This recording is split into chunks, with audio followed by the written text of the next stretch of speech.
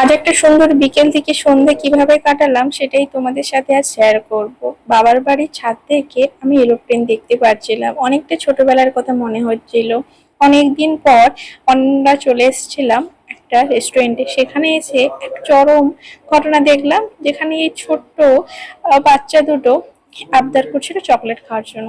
একজনকে যেটা কিনে দিয়েছে সেটাতেই খুশি, কিন্তু অন্যজন ওর পছন্দ মতোটাই নিল।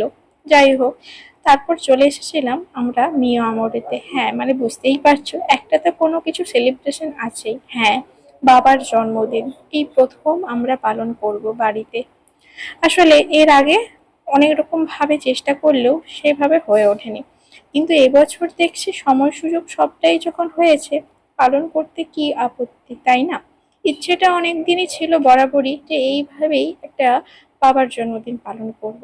আগের বছর ভেবেছিলাম, কিন্তু করতে পারিনি।